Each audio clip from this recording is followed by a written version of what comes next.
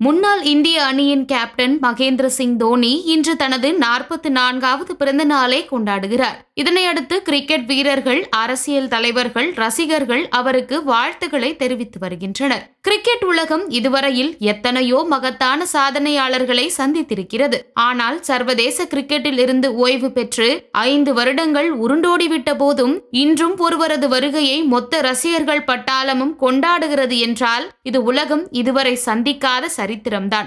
MS தோனியின் தனிப்பட்ட சாதனைகள், அவர் தலைமையில் இந்தியா வென்ற கோப்பைகளை பற்றியெல்லாம் மொத்த உலகமும் அறியும். ஆனால் கிரிக்கெட் உலகின் மாமன்னனாக வலம் வரும் தோனியின் சாதனைகளுக்கு பின்னால் இருக்கும் சூட்சமம்தான் பலருக்கும் புலப்படுவதில்லை. ஒரு சம்பவத்தை சொன்னால் இதை புரிந்து கொள்ளலாம். 2008ஆம் ஆண்டு பிப்ரவரி மாதம் காமன்வெல்த் ஒருநாள் தொடருக்காக ஆஸ்திரேலியாவிற்கு சென்றிருந்தது இந்தியா அணி. அப்போதுதான் தோனி ஒருநாள் அணியின் கேப்டனாக தேர்வு செய்யப்பட்டிருந்தார். கேப்டனாக முதல் தொடரிலேயே ஆஸ்திரேலியாவிடம் தோல்வி அடைந்திருந்தது இந்தியா.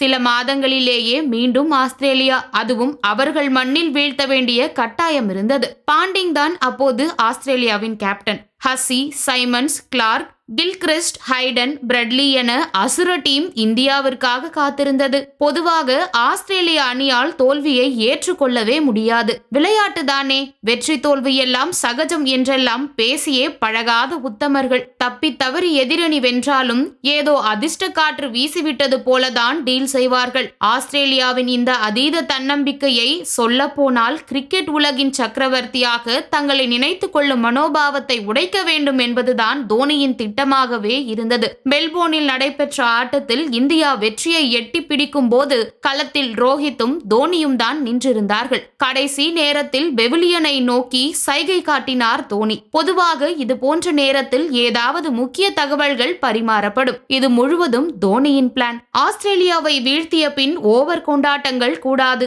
ஸ்டம்புகளை பிடுங்கவோ வெற்றி கூச்சல்களோ இருக்கவே கூடாது என ஸ்ட்ரிக்டாக சொல்லியிருந்தார் தோனி. காரணம் ஒன்றுதான், ஆஸ்திரேலியா வெல்லவே முடியாத அணி அல்ல, அதை நிகழ்த்தவும் என்னிடம் ஆட்கள் இருக்கிறார்கள். இதுதான் தோனியின் மறைமுக மெசேஜ். சந்தேகமே இல்லாமல் கிரிக்கெட் உலகில் தோனி விடுத்த அறைகூவல் அது. முடிந்தால் மோதி பார்த்து விடலாம், அவ்வளவுதான். எதிரணியின் மனதோடு விளையாடுவதுதான் தோனிக்கு பிடித்த விளையாட்டாக இருக்கும். ஆனால் அதனை மறந்தும் கூட முகத்தில் காட்டிக் கொள்ளவே மாட்டார். இருக்கையின் நுனியில் ரசிகர்கள் உட்கார்ந்திருக்கும் போதும், மொத்த டக் அவுட்டும் விரல் நகங்களை கடித்துக் கொண்டிருக்கும் போதும் களத்தில் தன்னுடைய பிளானை பக்காவாக எக்ஸிக்யூட் செய்து கொண்டிருப்பார். இப்படி கிரிக்கெட்டை பற்றிய அதீத புரிதலும் பதற்றமே இல்லாத பக்குவமும் தான் தோனி ஒரு தலைவனாக கொண்டாடப்படுவதற்கான முக்கிய காரணம். ICC கோப்பையாகட்டும், IPL ஆகட்டும், வென்ற பிறகு அணி வீரர்களிடம் கொடுத்துவிட்டு ஓரமாக போய் நின்று கொள்வது, தன்னுடைய சாதனைகள் பற்றி பெரிதும் அலட்டிக் கொள்ளாத தோனி இதை திட்டமிட்டேதான் தொடர்ந்து செய்கிறார்.